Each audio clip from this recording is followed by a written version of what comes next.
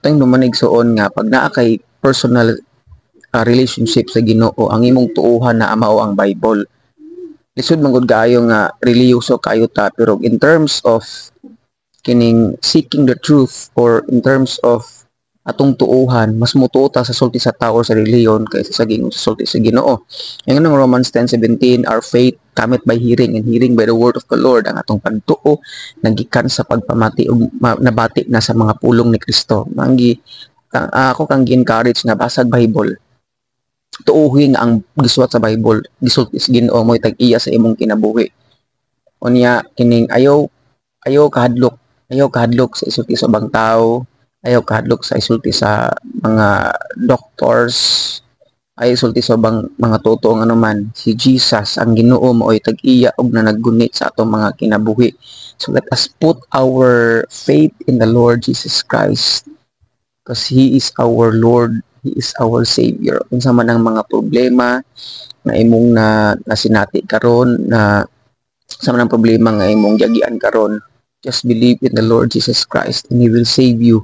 He will save us sa tanang mga pagsulay sa kinabuhi. So, okay ba? So, and I hope and I pray nga sa atong kinabuhi, kining mas musalig ta sa Dios ug dili sa mga tuo-tuo or mga superstitious belief na atong madunggan. It is because sa kumbalikon, kining ang Dios mo nagunit sa atong kinabuhi ug mas tahurong na to siya, biyaan na to atong mga pagpakasala, biyaan na to atong mga gituo-tuohan, mga igsuon. Then atong tagaag kahadlok ang Dios sa pamaagi nga mas tuuhan nato ang mga pulong sa Ginoo, nganuman ang Dios ang tag-iya sa atong mga kinabuhi. Kay daghang salamat sa pagpaminaw mga igsuon sa maong video.